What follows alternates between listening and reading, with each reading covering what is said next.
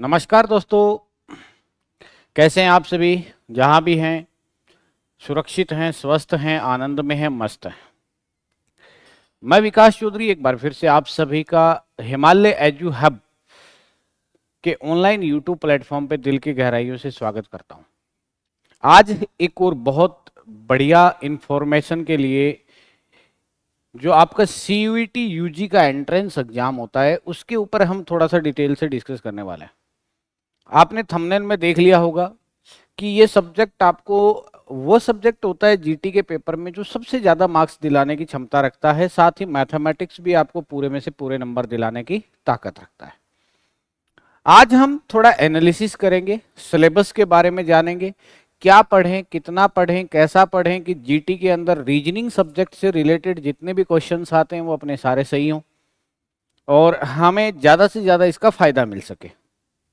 तो देखिए, रीजनिंग में कैसे हमें तैयारी करनी चाहिए, यूजी के एग्जाम के लिए हमारा सिलेबस में क्या क्या टॉपिक्स आते हैं। तो पहले हम CUET ने जो दिया है, एनटीए जो देता है सिलेबस, हम पहले उसकी चर्चा कर लेते हैं। उसके बाद हम देखेंगे कि रीजनिंग में हमें क्या पढ़ना है, कहाँ से क्वेश्चंस पूछे गए हैं, सारा डिटेल से डिस्कशन अपन करते हैं। आपको पता होगा यूजी के पार्ट में आपका जो सिलेबस है वो ये कहता है कि question paper which will have 60 questions, 60 question होंगे, out of which 50 questions need to be attempted. 50 question आपको अटेम्प्ट करने ही होते हैं, है ना। उसमें से रीजनिंग आपको बहुत बड़ी हेल्प करता है। क्या क्या आते हैं इसमें? जनरल नॉलेज आता है, करंट अफेयर आता है, अब आता है जनरल मेंटल एबिलिटी, इसे कहते हैं सामान्य तर्क शक्ति, और न्यूमेरिकल एबिलिटी, मैथमेटिकल कैलकुलेशन पे आती है। ठीक है। अब ये रीजनिंग का क्या पार्ट पूछा, देखो, simple application of basic mathematical concept, quantitative, arithmetic, algebra, geometry, mensuration and statics. ठीक है, ये थोड़ा मैथमेटिक्स का पार्ट है। ठीक है। और एक आता है लॉजिकल एंड एनालिटिकल रीजनिंग। हम डिटेल से बात करेंगे कि कौन से रीजनिंग के पार्ट में कौन सा पार्ट आता है, कौन सा टॉपिक आता है, कैसे कैसे क्वेश्चंस आते हैं। तो ये बहुत अच्छा इंफॉर्मेटिव वीडियो आपके लिए होने वाला है। ये आपका जो CUET UG का जो सिलेबस आता है उसमें ऐसा आपको दिया गया है। अब हमारे काम की चीज क्या है, देखो, ये रीजनिंग की बात करें तो जनरल मेंटल एबिलिटी, एक न्यूमेरिकल एबिलिटी, एक लॉजिकल एंड एनालिटिकल रीजनिंग, ये 4 पार्ट हैं रीजनिंग के जो सिलेबस के अंदर इंक्लूड है। अब यहां से हम जानते हैं कि हमारे जो एग्जाम्स हुए हैं उनमें किस प्रकार से क्या डिवाइडेशन रखा गया है। तो पहले एक पेपर जो आपका 2024 में हुआ है, 2024 में, जो 24-25 के सेशन के लिए एडमिशन हुए हैं, और हिमालय एजू हब ने एक नया इतिहास रचा है इस सेक्टर में, CUET के एडमिशन प्रोसेस में, और बहुत अच्छी रैंक के साथ, बहुत अच्छे एडमिशन DU के अंदर, और बहुत सारी यूनिवर्सिटी जो टॉप यूनिवर्सिटीज हैं, सेंटर जो आपके सेंट्रल गवर्नमेंट के अंडर में आती हैं, उनके अंदर बहुत से क्या दिए हैं, सिलेक्शन। और वहाँ पे अच्छे जो अपने सब्जेक्टिव स्ट्रीम के अंदर बहुत विद्यार्थियों के एडमिशन हमारे प्लेटफॉर्म से हुए हैं, ऑनलाइन से हुए हैं, ऑफलाइन क्लासरूम से हुए हैं, ठीक है, फाउंडेशन बैचेज से हुए हैं। तो बहुत अच्छा रिजल्ट हमने दिया है। और हम क्या करते हैं, एनालिसिस करते हैं कि एक्चुअल में क्या आता है, पेपर में क्या पूछा जा रहा है। देखिए, अगर हम सीरियल नंबर्स की बात करें तो 14 टोटल 14 टॉपिक्स में से क्वेश्चन आए हैं। क्वेश्चन टोटल आए हैं 18 क्वेश्चन टोटल आए हैं।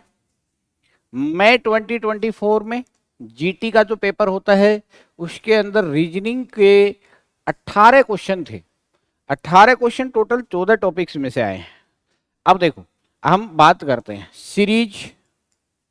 2 क्वेश्चन है, मैंने क्वेश्चन नंबर भी यहाँ पे इंक्लूड किया है, आप पेपर को ऑब्जर्व करेंगे तो 28 नंबर और 41 नंबर 2 क्वेश्चन है जो सीरीज से रिलेट है। ठीक है। ऐसे हर टॉपिक में कौन से नंबर पे कैसा क्वेश्चन आए, सॉरी, उस टॉपिक से कितने क्वेश्चन आए और टोटल कितने आए, सबका डिटेल से हमने आपको एक चीज बता रहा हूं, ध्यान से समझना। कैलेंडर टॉपिक है, 1 क्वेश्चन है। फिगर यानी आकृतियों से रिलेटेड 3 क्वेश्चन यहाँ पे आए हैं। जो ये एनालिटिकल रीजनिंग का पार्ट है, जिसे हम नॉन वर्बल रीजनिंग में काउंट करते हैं, यहां से क्वेश्चन खूब सारे पूछता है। सीयूईटी के अंदर खूब सारे क्वेश्चन पूछता है। 23 और 24 दोनों पेपरों को अगर कंपेयर करते हैं तो देखना अभी सारी डिटेल आपके सामने आएंगी। डाटा एनालिसिस का एक क्वेश्चन मोस्टली एग्जाम्स में पूछा जा रहा है। सीटिंग अरेंजमेंट का एक क्वेश्चन हर एग्जाम में पूछा गया है। मिसिंग नंबर का क्वेश्चन 80% जो एग्जाम हुए हैं सीयूटी के उसमें आया है। ब्लड रिलेशन लगभग हर पेपर में एक क्वेश्चन है।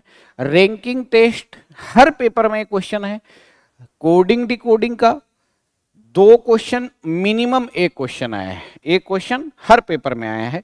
एनालॉजी एक क्वेश्चन डेफिनेटली पूछेगा। ये हम जब करवाते हैं क्लास में पढ़ाते हैं टॉपिक्स तो हर टॉपिक में हम बताते हैं कि यहाँ से इतने क्वेश्चन आपके एग्जाम में होने वाले हैं, तो उसका प्रैक्टिस भी उसी तरीके से और आए हुए क्वेश्चंस के आधार पे हम सारा का सारा प्रैक्टिस करवाते हैं। क्लॉक 2 क्वेश्चन या एक क्वेश्चन हर पेपर में पूछा गया है। कैलेंडर एंड क्लॉक का ध्यान से सुनना, डायरेक्शन एक क्वेश्चन और सिलोलिज्म एक क्वेश्चन।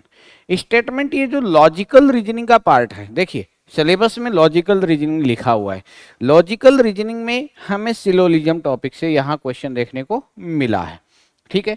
एक आप देखिएगा, आप एनालिसिस में फिगर और डाटा एनालिसिस के क्वेश्चंस आ रहे हैं।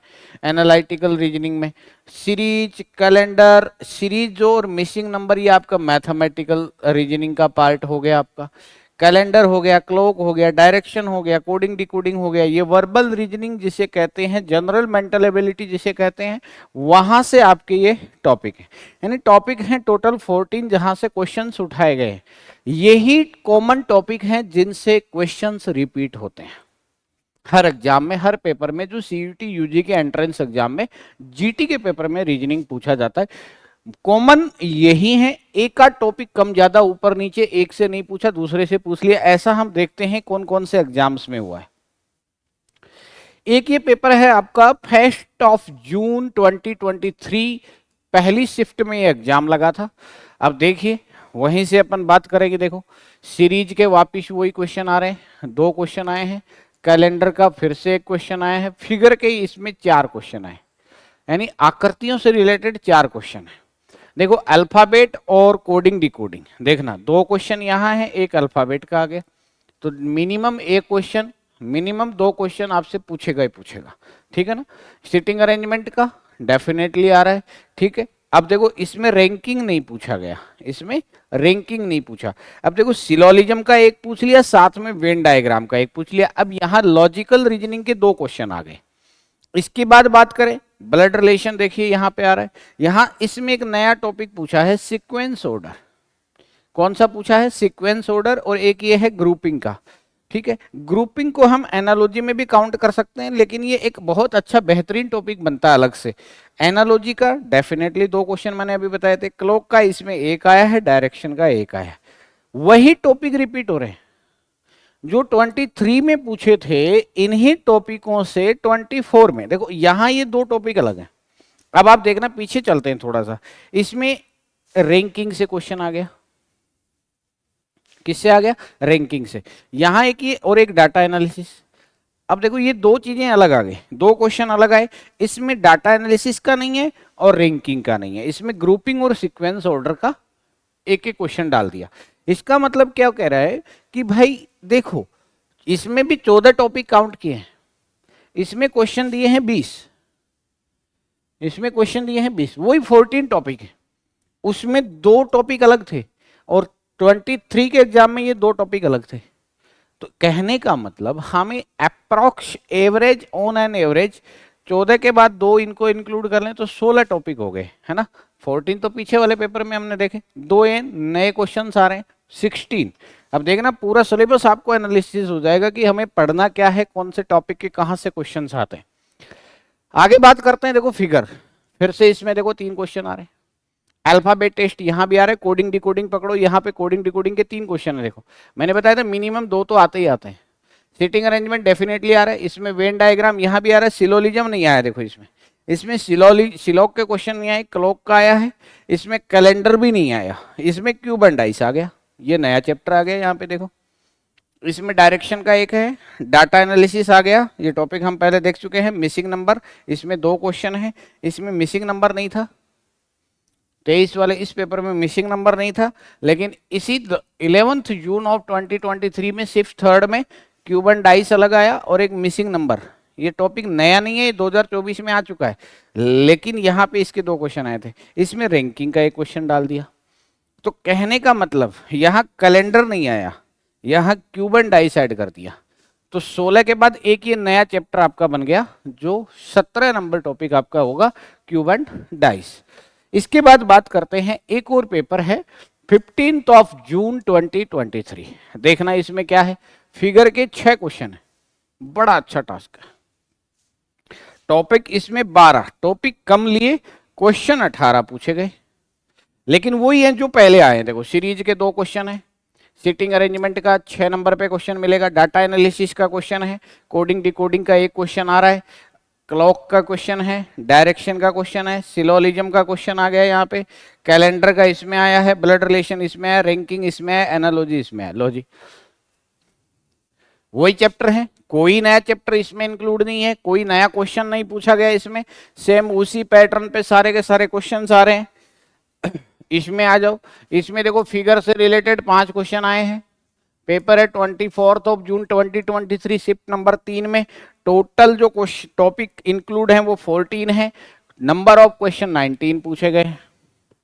अब देखो सीरीज के 2 क्वेश्चन, सिटिंग अरेंजमेंट हर एग्जाम में आ रहा है, डाटा एनालिसिस एक पेपर में नहीं है, बाकी सब में आ रहा है, क्लॉक हर पेपर में है, डायरेक्शन हर पेपर में है, सिलोलिज्म एक पेपर में नहीं है, बाकी सब जगह है, कैलेंडर एक पेपर में नहीं है, बाकी सब जगह है, ब्लड रिलेशन अप्रोक्स हर एग्जाम में है, रैंकिंग टेस्ट एक पेपर में नहीं था, बाकियों में सब में है, एनालॉजी हर पेपर में है, मिसिंग नंबर एक पेपर में नहीं था, मैथमेटिकल ऑपरेशन ये नया चैप्टर आ गया।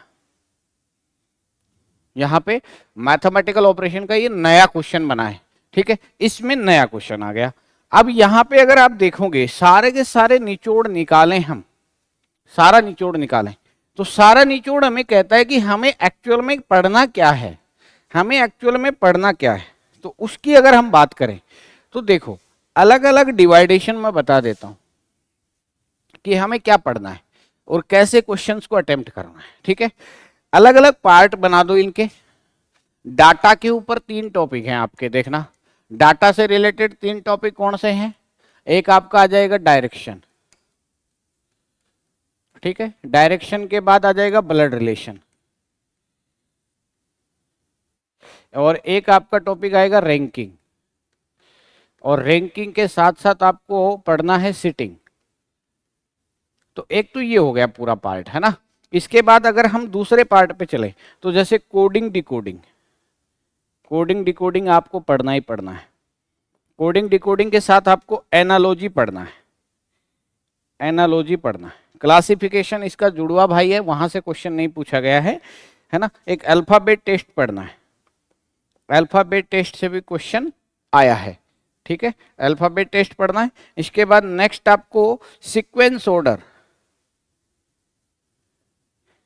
सीक्वेंस ऑर्डर और एक ग्रुपिंग, ये आपको पढ़ना है, ठीक है। ये आपका अल्फाबेटिकल पार्ट हो गया। इसके बाद आ जाओ आप लॉजिकल पे। वेन डायग्राम से क्वेश्चन आया है, वेन डायग्राम से क्वेश्चन आए हैं, और उसके बाद सिलोलिज्म से क्वेश्चन आए, सिलोलिज्म से क्वेश्चन आए, ठीक है। ये 2 चैप्टर हमें लॉजिकल रीजनिंग में पढ़ने हैं। एक इसके साथ साथ एक और ऐड कर देता हूं मैं, डाटा एनालिसिस का। डाटा एनालिसिस का क्वेश्चन आपसे पूछा जाता है। इसके बाद आ जाओ आप नेक्स्ट पार्ट में। नेक्स्ट पार्ट में फिगर, फिगर से रिलेटेड देखो ये पूरा का पूरा एनालिटिकल काउंट कर लो, verbal non verbal reasoning count कर लो। इसके अंदर क्या क्या पढ़ना, देखो एक तो काउंटिंग ऑफ फिगर आता है, काउंटिंग ऑफ फिगर, चित्रों की गणना। कहीं पे ट्राइंगल पूछेगा, कहीं पे स्क्वायर पूछेगा, कहीं पे रेक्टेंगल पूछेगा, समझ गए। Rhombus counting, parallelogram counting, surface counting, line counting, circle counting, cube counting, ये सारे पार्ट में से कहीं से भी क्वेश्चन आ जाता है। इसके बाद एक आता है मिरर वाटर इमेज, यहां से लगभग हर पेपर में क्वेश्चन है, लगभग हर पेपर में क्वेश्चन है, ठीक है। इसके बाद फिगर से रिलेटेड एक जैसे एम्बेडेड फिगर, टोटल शेप्स में लिख देता हूं, शेप्स एंड देयर डिवीजन। इसके अंदर मोटे मोटे 4 to 5 इंक्लूडेशन है टॉपिक्स का। जैसे हम आपको बताएं, फिगर सीरीज आपसे पूछता है, फिगर एनालॉजी पूछता है, फिगर क्लासिफिकेशन पूछता है, कंप्लीटिंग फिगर पूछता है, एक आपको एम्बेडेड फिगर पूछता है, समझ गए, एक फिगर ग्रुपिंग पूछता है। ये 6 पार्ट आते हैं, है ना। तो ये 6 पार्ट, इसी के अंदर शेप्स एंड देयर डिवीजन, हम पूरा नॉन वर्बल रीजनिंग हम यहाँ पे इंक्लूड कर लेते हैं। इसके बाद आ जाइए आप नेक्स्ट, एक आता है कैलेंडर, कैलेंडर, और एक आपको पढ़ना है क्लॉक। कैलेंडर क्लॉक लिख देते हैं, एक क्यूब और एक इसके साथ डाइस। ये आपके कैलकुलेशन का पार्ट है, कैलकुलेशन समझनी है। और देन आफ्टर आपको एक टॉपिक सीरीज और एक मिसिंग नंबर। ये आपका पूरा 2025 reasoning syllabus for CUET UG entrance exam पूरा एनालिसिस करवा दिया मैंने आपको। 2023 के पेपर्स और 2024 का एग्जाम पेपर, उसके अकॉर्डिंग अगर पूरा कंक्लूजन निकाल के जो हम फोकस करके अगर 2025 में GT का पेपर अगर हमें पूरा अटेम्प्ट करना है और उसमें रीजनिंग में आपको पूरे में से पूरे मार्क्स अगर लेने हैं, तो ये जो आपके सामने लिखा हुआ है इसको पूरा पढ़ना पड़ेगा। नंबर ऑफ टॉपिक्स कितने हो गए ये चलिए ऑब्जर्व करते हैं, 1 2 3। इसके अंदर अगर हम काउंट करें तो 4 भी कर सकते हैं, रैंकिंग अलग सीटिंग अलग, लेकिन हम इसको एक साथ ही काउंट करते हैं। Coding decoding 4, analogy 5, alphabet 6, sequence order grouping अलग अलग मानो तो अलग अलग, नहीं तो एक में काउंट कर लो 7, 8 Venn diagram, 9 syllogism, 10 data analysis, 11 figure counting, 12 mirror water, 13 shapes and their division, 14 calendar clock, 15 cube and dice, 16 series, 17 missing number. That's it. ये 17 टॉपिक हैं जो आपको CUET UG के एंट्रेंस एग्जाम में एकदम क्लियर कर देंगे आपके आने वाले। देखो हमने ऑन एन एवरेज देखा 17 क्वेश्चन आए हैं, 18 आए हैं, 19 आए हैं, 20 आए हैं। ये पूरे पेपर में 60 क्वेश्चन आते हैं, उसका 1/3 पार्ट जो है वो रीजनिंग का है, 1/3 मैथमेटिक्स का है और 1/3 आपका जीके का है।